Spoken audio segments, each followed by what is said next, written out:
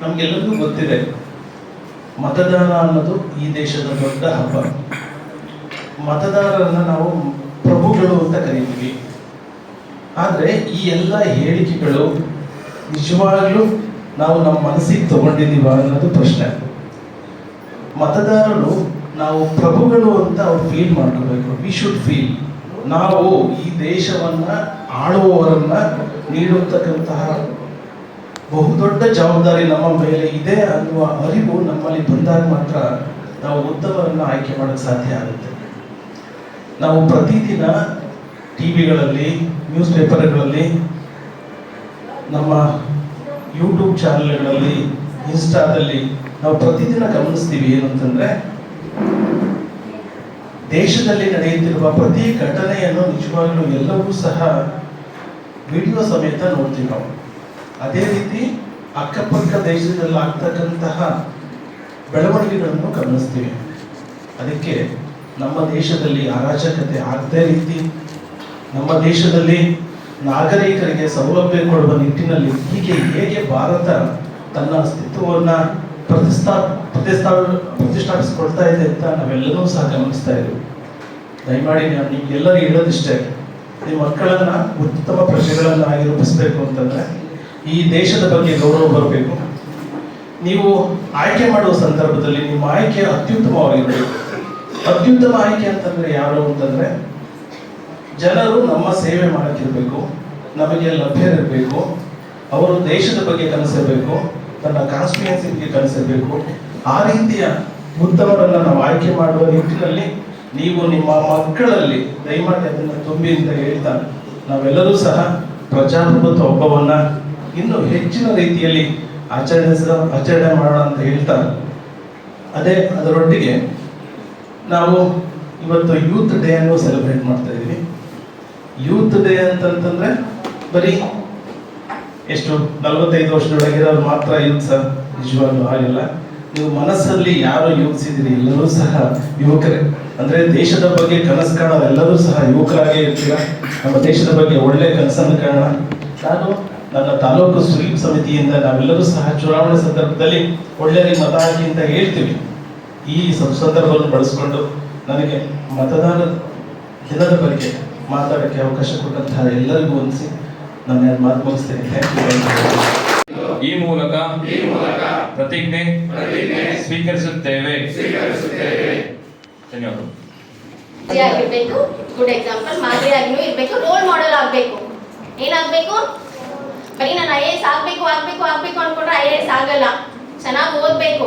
ಈಗ ನಾನು ಜಡ್ಜ್ ಆಗಿ ಸುಮ್ಮನೆ ಆಗಿಲ್ಲ, ಫೇಲ್ಯೂರು ಆಗಿದೆ. ನನ್ದ್ರಲ್ಲೂ ಫೇಲ್ಯೂರ್ ಆಗಿದ ತಕ್ಷಣ ನಾನು ಅಲ್ಲೇ ಸ್ಟಾಪ್ ಮಾಡಿಲ್ಲ.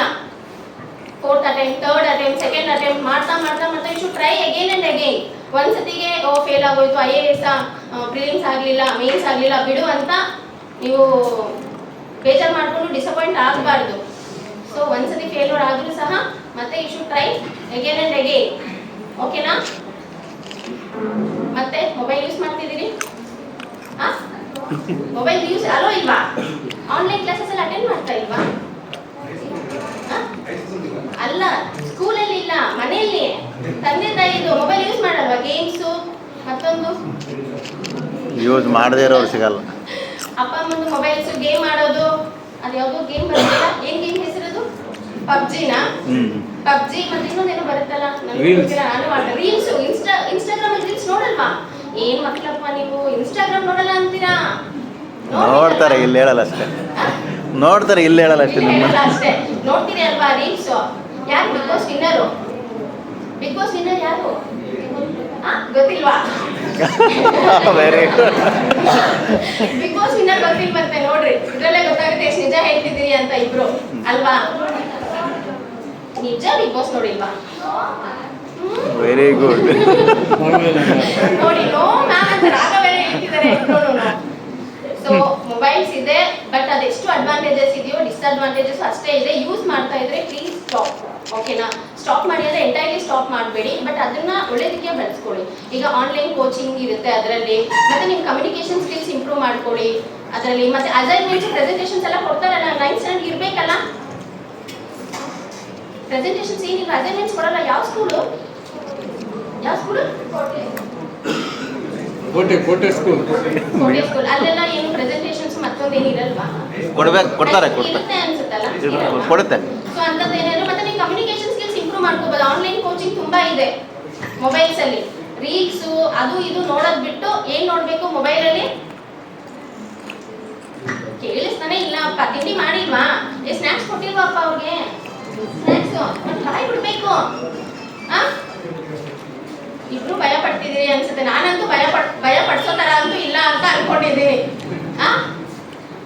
ಚೆನ್ನಾಗಿ ಓದಬೇಕು, ಫೋಕಸ್ ಮಾಡಿ.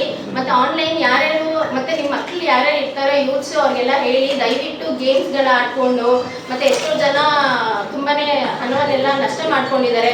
ಮತ್ತೆ OTP ಏನಾದರೂ ಬಂದ್ರೆ ಮತ್ತೆ ಏನಾದರೂ ಲಿಂಕ್ಸ್ ಬಂದ್ರೆ ದಯವಿಟ್ಟು ಕ್ಲಿಕ್ ಮಾಡಕ್ ಹೋಗ್ಬೇಡಿ. APK ಫೈಲ್ಸ್ ಅಂತ ಬರುತ್ತೆ.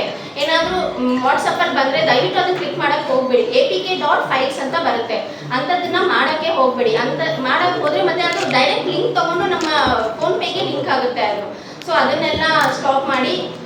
ಮತ್ತೆ ನಿಮ್ಗೆ ಗೊತ್ತಿಲ್ಲ ಅಂತಂದ್ರೆ ನಿಮ್ಮ ಪೇರೆಂಟ್ಸ್ಗೆ ಹೋಗಿ ನೀವು ಹೇಳಬೇಕು, ಅಮ್ಮ OTP ಯಾರಾದ್ರೂ ಫೋನ್ ಮಾಡಿ OTP ಕೇಳಿದ್ರೆ ಹೇಳ್ಬೇಡ ಅಮ್ಮ ಅಂತೆಲ್ಲ ನೀವು ಪೇರೆಂಟ್ಸ್ಗೆ ಹೇಳಬೇಕು. ಮತ್ತೆ ನೀವು ನಿಮ್ಮ ಮಕ್ಕಳಿಗೆಲ್ಲ ಸ್ವಲ್ಪ ಮೊಬೈಲ್ಸ್ನ ಅವಾಯ್ಡ್ ಮಾಡಿ ಅಂತೆಲ್ಲ ಹೇಳಬೇಕಾಗುತ್ತೆ. ಸೊ ಮತ್ತೆ ಮೊಬೈಲ್ಸ್ ನೀವು ಮೊಬೈಲ್ನ ಕಂಟ್ರೋಲ್ ಮಾಡಬೇಕೇ ಹೊರತು ಮೊಬೈಲ್ ನಿಮ್ಮನ್ನ ಕಂಟ್ರೋಲ್ ಮಾಡೋ ರೇಂಜ್ಗೆ ಇದು ಮಾಡೋಕ್ಕೆ ಹೋಗಬೇಡಿ. ಮತ್ತೆ ಸೋಷಿಯಲ್ ರೆಸ್ಪಾನ್ಸಿಬಿಲಿಟಿ ಅಂತ ಬಂದಾಗ you should respect women. Especially ಅವ್ರಿಗೆ ಏನೇನು ಸ್ಥಾನವನ್ನು ಕೊಡಬೇಕು ಅದನ್ನೆಲ್ಲ ನೀವು ಇನ್ಕ್ಲೂಡಿಂಗ್ ಇಲ್ಲಿರೋ ಸೇರಿ ಎಲ್ರಿಗೂ ಹೇಳ್ತಿದ್ದೀನಿ. You should respect women. ಆಮೇಲೆ ಯು ಶುಡ್ ಹೆಲ್ಪ್ ದ ನೀಡಿ. ಯಾರ್ಯಾರು ಏನೇನು ಸಹಾಯ ಬೇಕೋ ಅದನ್ನೆಲ್ಲ ಹೆಲ್ಪ್ ಮಾಡಬೇಕು. ಮತ್ತೆ ಯು ಶುಡ್ ಬಿಲೀವ್ ಇನ್ ಜಸ್ಟಿಸ್ನ ನೀವು ನಂಬಿದ್ರೇನೆ ನಿಮಗೆ ಜಸ್ಟಿಸು ನೀಡೋಕ್ಕಾಗುತ್ತೆ. ನೀವೇ ನ್ಯಾಯನ ನಂಬಲಿಲ್ಲ ಅಂತ ಅಂದರೆ ನ್ಯಾಯ ನಿಮ್ಗೆ ಹೆಂಗೆ ಸಿಗುತ್ತೆ? ಸೊ ಹಾಗಾಗಿ ನ್ಯಾಯವನ್ನು ನಂಬಬೇಕು ಎಲ್ಲರೂ. Will you believe in justice? Will you believe in justice? Yes madam. Will you believe in justice? Yes madam. ಏನು ಆನ್ಸರ್ ಬರಲಿಲ್ಲ. ಬರೀ ಇಲ್ಲಿರೋರು ಅಷ್ಟೇ 4 ಜನ, ಹಿಂದೆ ಇರೋರೆಲ್ಲ ಮೇಡಮ್ ಏನೋ ಹೇಳ್ತಿದ್ದಾರೆ ಹೇಳಿ ಬಿಡಪ್ಪ ಅಂತ ಇದ್ದಾರೆ ಅವರೆಲ್ಲ ಅಲ್ವಾ?